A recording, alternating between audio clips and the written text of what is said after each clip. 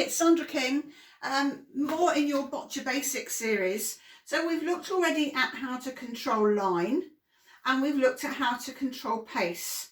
Now I'm going to suggest you're probably going to be working on those in all of your sessions in one way or another. It's going to be important because you need both line and pace to become accurate.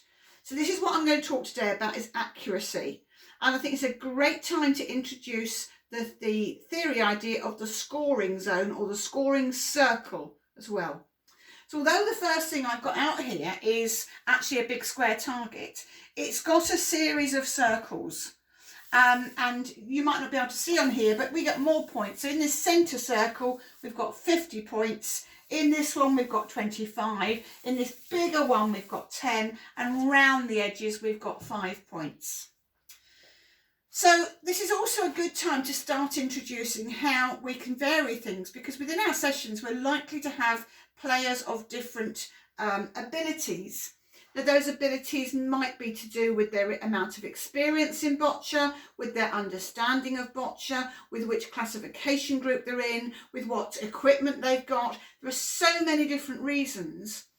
The point is, if we make the challenges the same for everybody, they will be too easy for some and too hard for others. And that can be really demotivating.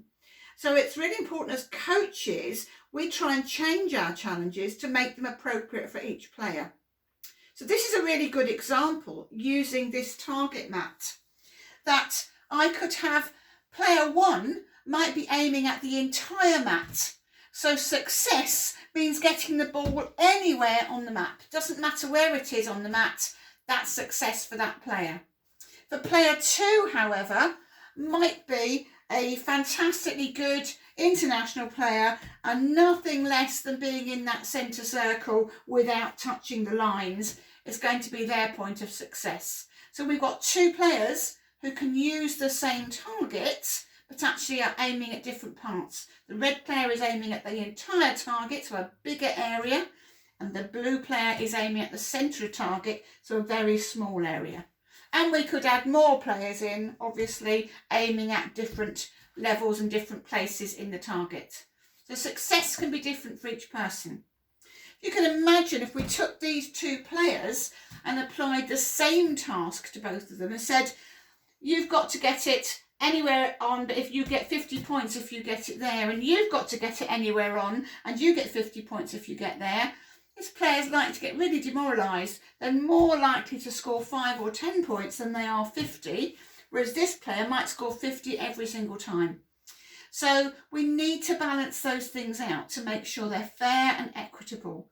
So in this case, I'm challenging this player to get to the 50 marker, but I'm not going to give them 50 points. That simply means that's successful. That one means that's successful. End of. So how can we use this? These mats you can get, they're actually quite expensive. So I use a series of other things that are much cheaper. The first one, yes, I am an old grandma. I've still got tablecloths. To be honest, I don't use them very often, unless the grandchildren are eating. So here we are, I've got a tablecloth. Lots of people can find a tablecloth or can find an old bit of cloth that they can cut into a circle.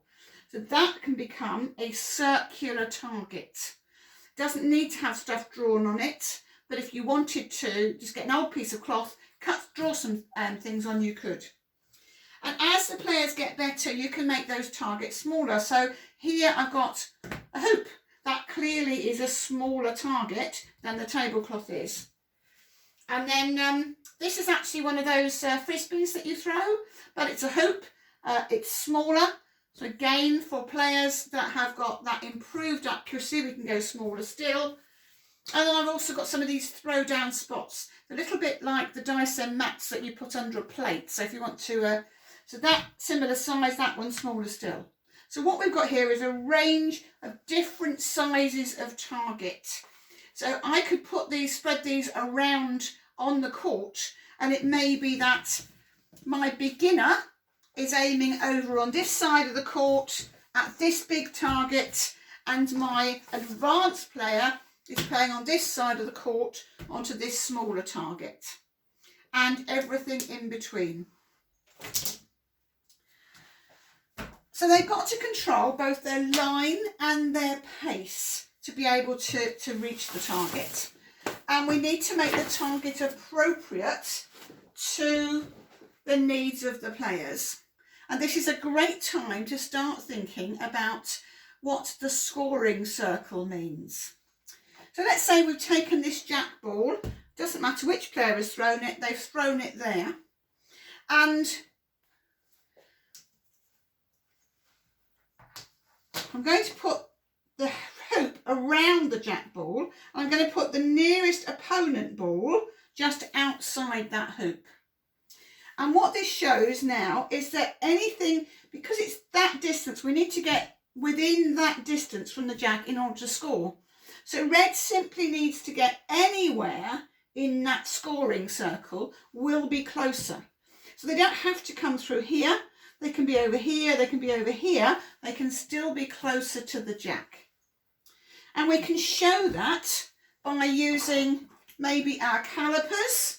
So if you have some little calipers to use, that's really good. We're going to measure between the two closest points of the ball there. And if I measure this one, first of all, and then I come round onto this one, you can see that one's much, much closer. Whereas on this one, I can get down between it. Okay? So if we then look at, well, that red is closest, my scoring circle has changed. The size of it has changed. So now I would need to measure between these two. And what we're really looking at is anything that's within that size is going to score. So this can be quite difficult for some players to understand, but being able to put paper underneath or tape round, anything like that can be really, really helpful. And to get them to start to think about the size of the scoring zone. So to reduce the scoring zone, they're going to get closer than the opponent's ball. To try and increase it, your more advanced players might even be trying to separate and make more space, to create space between the opponent's ball and the jack.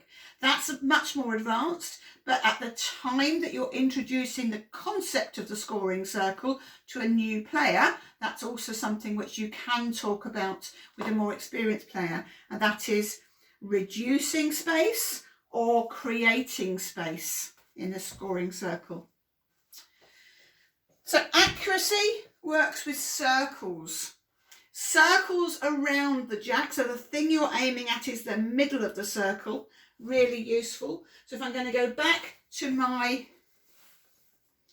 tablecloth, I may start by asking my player just to get the ball anywhere on the tablecloth, but then I might end up with the ball in the middle of the tablecloth and asking people to try and get closer and closer and closer in, and then we can carry on talking about those scoring circles or that scoring zone.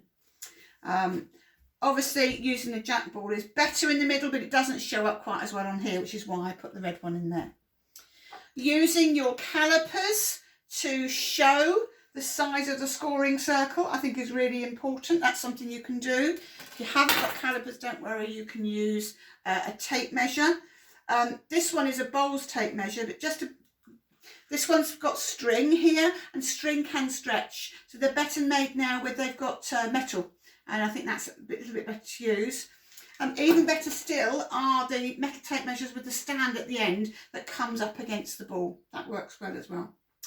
Okay, so there's some ideas for you to think about accuracy and to link accuracy with scoring zones.